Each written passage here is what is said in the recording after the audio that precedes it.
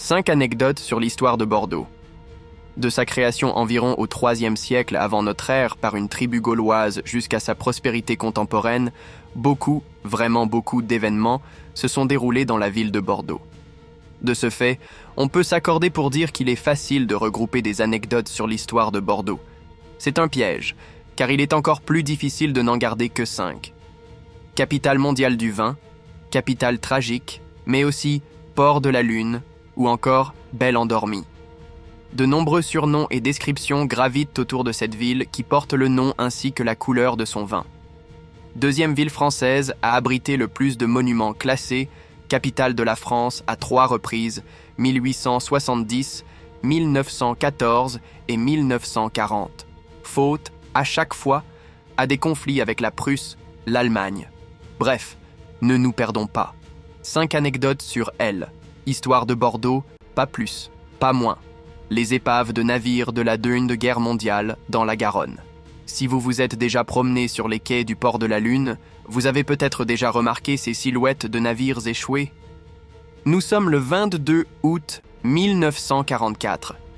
Si vous vous posez la question, Bordeaux n'est plus la capitale temporaire de la France à ce moment-là.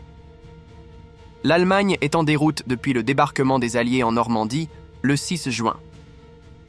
Afin de couvrir leur retraite mais aussi de pratiquer la politique de la terre brûlée, l'état-major allemand ordonne la destruction du port ainsi que l'obstruction de la Garonne pour empêcher l'ennemi de remonter le fleuve. Résultat, 202 navires sabordés, 175 000 tonnes de fer sur les fonds de la Garonne.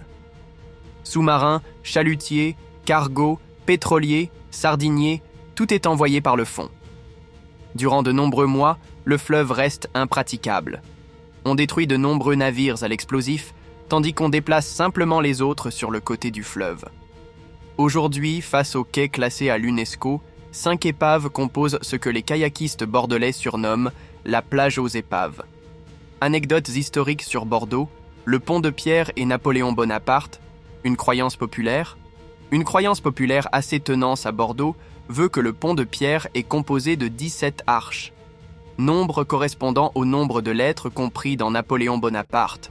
Légende avérée à base d'égocentrisme exacerbé ou pure légende urbaine. 1808. Nous sommes en pleine guerre d'indépendance espagnole, opposant le royaume d'Espagne dit de Bonaparte, sous le règne de Joseph, le frère de Napoléon, au royaume d'Espagne, Bourbon. Napoléon Ier dirige ses troupes vers Bayonne, où l'attend la famille royale espagnole des Bourbons. Sur la route, il constate que la traversée de la Garonne doit se faire en barque, faute de pont. Après ce ralentissement insupportable pour Napoléon et son armée, ce dernier ordonne la construction d'un pont, entre autres. La ville de Bordeaux, après la Révolution et ses excès et la perte de la colonie de Saint-Domingue, n'est pas au mieux de sa forme. Le pont, initialement prévu sur 19 arches, ne sera achevé qu'en 1822, soit 14 ans après, et 1 an après la mort de Napoléon Bonaparte. Il semblerait donc que le nombre d'arches provienne tout simplement d'un calcul purement mathématique et architectural. La plus longue rue piétonne d'Europe est à Bordeaux. La rue Sainte-Catherine fut construite entre la place de la Victoire, via la porte d'Aquitaine, et la place de la Comédie, via l'ancienne porte du Médoc. Elle tient son nom de la chapelle Sainte-Catherine, où était situé le bazar de la ville. C'était la voie commerçante pour la vente de la viande, des tripes et de la farine. Elle mesure 1250 mètres de long. Voilà, on est plus dans l'insolite que dans l'historique ici, mais il faut de tout. Et si on allait chercher des anecdotes de l'histoire de Bordeaux plus loin? Au Moyen-Âge? À l'Antiquité peut-être?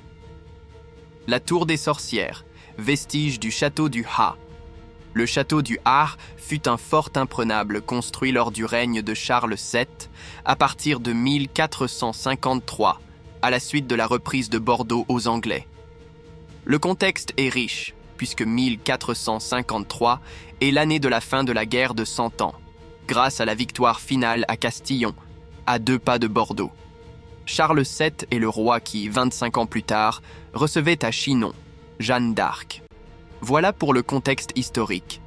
Sur le site du fort, vous ne trouverez aujourd'hui que le palais de justice de Bordeaux ainsi que l'école nationale de la magistrature qui a remplacé le vieux bâtiment, à l'exception de la tour des sorcières et la tour des Minimes. Mais de quoi parle-t-on exactement?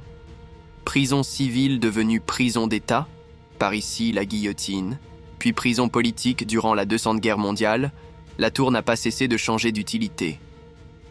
La tour des sorcières, aussi appelée tour du diable et tour des Anglais, était appelée ainsi principalement du fait de la peur qu'elle inspirait aux gens de l'époque. Quiconque avait le malheur d'y être incarcéré n'en ressortait jamais, notamment lorsqu'on était accusé de sorcellerie, car il convient de se rappeler que ce que nous appelons aujourd'hui la chasse aux sorcières était particulièrement vive au XVe siècle. Les innombrables légendes des vestiges du palais gallien.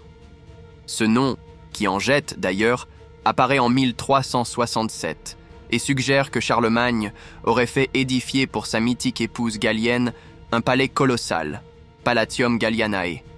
Mythique, c'est le mot, puisqu'il n'existe aucune trace historique de cette sixième épouse.